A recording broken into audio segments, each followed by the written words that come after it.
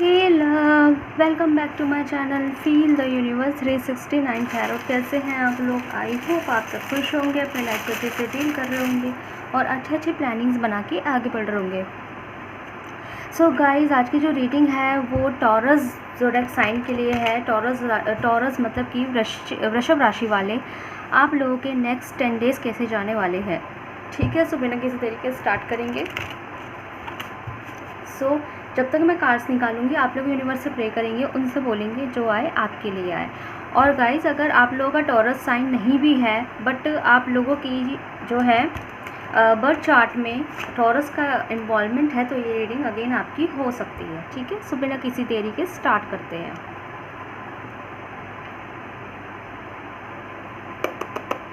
सो जब तक मैं कार्ड निकालूंगी आप लोग यूनिवर्स से प्रे करेंगे, उनसे बोलेंगे जो आए आपके लिए आए। ओके, सो देखते हैं टॉरस राशि वाले वृषभ राशि वालों के लिए नेक्स्ट 10 डेज़ का prediction. Universe please tell me, Vrishabh राशि वाले के लिए मुझे एक्यूरेट प्रेडिक्शन दीजिए। Thank you so much for the prediction. हमारे पास है किंग ऑफ कप्स, वृषभ राशि किंग ऑफ कप्स। हमारे पास है 2 of coin. One more card please, एक कार्ड और दे दीजिए नेक्स्ट 10 डेज़ के लिए। हमारे पास है द वर्ल्ड। ओके, ठीक है। Why the 2 of coin is here, the hangman. ठीक है, वन ऑफ द डेक से है द सन। ठीक है, अगर गाइस सबसे पहले तो इन 10 दिनों के अंदर आपको कुछ ऐसे प्रॉफिट्स होने वाले हैं जिसके अंदर आपने इन्वेस्ट किया था, एक गेम खेला था। जैसे कहते हैं ना लाइफ में जुआ सा खेल दिए। जुआ ऐसे मतलब मैं रियल के गैम्बलिंग की बात नहीं कर रही हूँ। टॉरस राशि वाले, टॉरस ज़ोडिएक साइन वाले, वृषभ राशि वाले, मैं यहाँ पे किसी जुआ सट्टे की बात नहीं कर रही हूँ। मैं बात कर रही हूँ एक लाइफ का एक ऐसा रिस्क जो आपने भगवान का नाम लेके एक रिस्क पे इन्वेस्टमेंट करा होगा, चाहे वो फाइनेंशियल हो सकता है या फिर एक बहुत बड़ा एक ऐसा जुआ करना लाइफ का जिसमें थोड़ा सा एक डर रहता है कि पता नहीं ये वर्थफुल रहेगा कि नहीं रहेगा, वर्दी रहेगा कि नहीं रहेगा। कहीं ये ना हो कि हमने हिम्मत कर तो दी है करने की और इन्वेस्टमेंट भी बहुत कर दिया है, लेकिन अगर इसमें कोई फ़ायदा नहीं मिला तो मेरी खुद की भी इंसल्ट हो सकती है, मैं खुद गलत साबित हो सकती हूँ या हो सकता हूँ, और 4 लोग मुझे इस बात के लिए सुना भी सकते हैं। तो यहाँ पे अगर आप लोगों ने ऐसा कोई प्रोजेक्ट में हाथ डाला हुआ था जिसमें आपको थोड़ा सा कि आपने हाथ तो डाल दिया लेकिन अब डर, कहीं ना कहीं दिल के किसी कोने में डर था कि मैंने ये चीज़ कर तो ली है लेकिन ये चीज़ वर्थी अगर नहीं हुई तो मेरी इज़्ज़त का क्या होगा या फिर मैं गलत साबित ना हो जाऊँ। तो यहाँ पे मैं आपको एक चीज़ बताऊँगी कि आपका वो लगाया हुआ इन्वेस्टमेंट, लिया हुआ रिस्क बहुत फ़ायदा देने वाला है। आपको ऐसा लगने वाला है कि यस आई वन, मैं जीत गया या मैं जीत गई। यस, मैंने जो इन्वेस्टमेंट किया था या फिर मैंने जो रिस्क लिया था मैंने सही किया लेके, क्योंकि इन 10 दिनों के अंदर आपको उसी चीज़ से रिलेटेड ऐसे प्रॉफिट्स होने वाले हैं और ऐसे आपको फ़ायदे मिलने वाले हैं कि आपका सर एकदम से उठ जाएगा। आपका सर उठ जाएगा और एकदम से ऐसा लगेगा कि मतलब मेरी इज़्ज़त बन गई। समझ रहे हो ना बात को? तो मतलब आपको वही इन्वेस्टमेंट, वही लिया हुआ रिस्क जो है आपको इन 10 दिनों के अंदर बहुत अच्छे प्रॉफिट्स देने वाला है। ठीक है, ये चीज़ें हैं।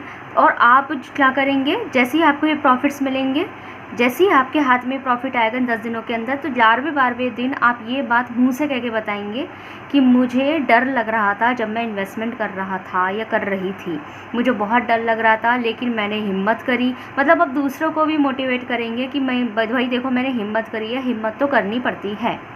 ठीक है, अगर हम डरते ही रहेंगे ना और डर के मारे कुछ नहीं करेंगे तो फिर कुछ फ़ायदा नहीं होने वाला।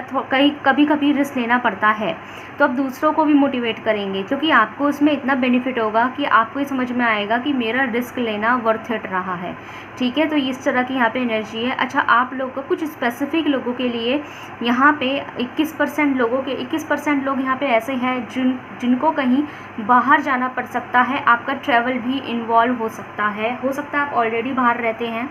ठीक है, हो सकता है और अगर आप ऑलरेडी फैमिली से दूर रहते हैं तो हो सकता है कि आप फैमिली के पास आए, और अगर आप लोग फैमिली के साथ रहते हैं तो हो सकता है कहीं बाहर जाना पड़ जाए, लेकिन आपका ट्रैवल इन्वॉल्व है यहाँ पे। इन 10 दिनों के अंदर आपका यात्रा संभव दिखाई दे रही है, और वो यात्रा अच्छी खासी है, लंबी है, ठीक है। बार बार यात्रा करना, बार बार जो है ट्रैवलिंग करना, तो इस तरह का मुझे इन्वॉल्वमेंट दिखाई दे रहा है। तो बेस्ट ऑफ लक, क्योंकि यहाँ पे आपके इन्वेस्टमेंट और लिए हुए रिस्क का आपको फल मिलेगा इन 10 दिनों के अंदर, और आप बड़े ही एटीट्यूड और बड़े ही खुशी के साथ बताएंगे, ये बाकायदा लोगों से शेयर करेंगे, या अपनी फैमिली या जिस चीज़ से भी रिलेटेड वो बात होगी उससे शेयर करेंगे कि मुझे डर लग रहा था लेकिन मैं बोलता नहीं था, कि अगर मैंने रिस्क तो ले लिया है लेकिन अगर ये वर्थ इट नहीं रहा, लेकिन मैंने अपना डर छुपा रखा था, लेकिन अब फ़ायदा हुआ है ना, तो कन्फेस कर रहे हैं कि हाँ मुझे डर तो लगा था, लेकिन मुझे अच्छा लगा है कि मैंने सही रिस्क लिया, क्योंकि मुझे तो बहुत फ़ायदा हुआ है। कभी कभी जैसे हम इसको ऐसा बोल सकते हैं, एग्जाम्पल लेके चलते हैं, जैसे किसी व्यक्ति ने कोई कोर्स में पैसे लगा दिए, कोई कोर्स करने में बहुत मोटी फ़ीस भर दी, लेकिन मन में ये डर था कि अगर ये कोर्स मेरे काम नहीं आया, मतलब ये कोर्स मेरे काम नहीं आया तो कोई फ़ायदा नहीं होगा इस कोर्स को करने का। मतलब आपने वो कोर्स किसी और से करवाया कि ये कोर्स कर लो, इसमें फ़ायदा है, लेकिन अंदर ही अंदर डर था कि अगर इससे फ़ायदा नहीं मिला तो ये मुझे सुनाएगा। समझ रहे हो ना बात को, कि आपने किसी को कन्विंस किया कि ये कोर्स कर लो, इसमें बहुत अच्छा स्कोप है, ये है, नौकरी है, ऐसी है, लेकिन उस व्यक्ति ने वो किया और उस कोर्स को करने में उसने पैसे लगाए, समय लगाया, लेकिन तो मन में एक डर तो रहता है ना कि अगर इसको इस कोर्स का फ़ायदा नहीं मिला ना, इस व्यक्ति को इस कोर्स से फ़ायदा नहीं मिला ना, तो ये बंदा मुझे आके सुनाएगा कि तुम्हारी वजह से मैंने इन्वेस्टमेंट किया था। तो कहीं ना कहीं मन में डर बना रहता है, ठीक है। लेकिन अगर उसको बहुत फ़ायदा मिला, कोर्स करने के बाद उसकी एकदम नौकरी लग गई, अच्छी खासी उसकी इनकम बनी, तो यही सेम व्यक्ति आपको आके बोलेगा कि थैंक यू सो मच, आपने मुझे इसका सजेशन दिया।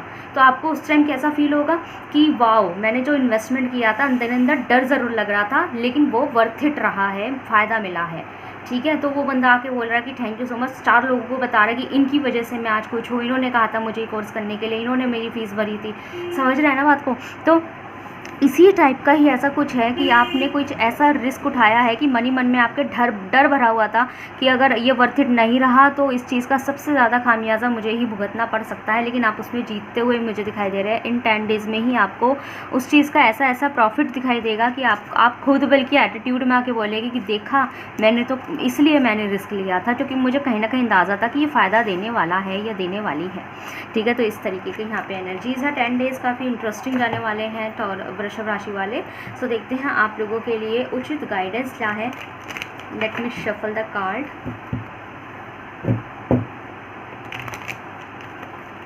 ओके,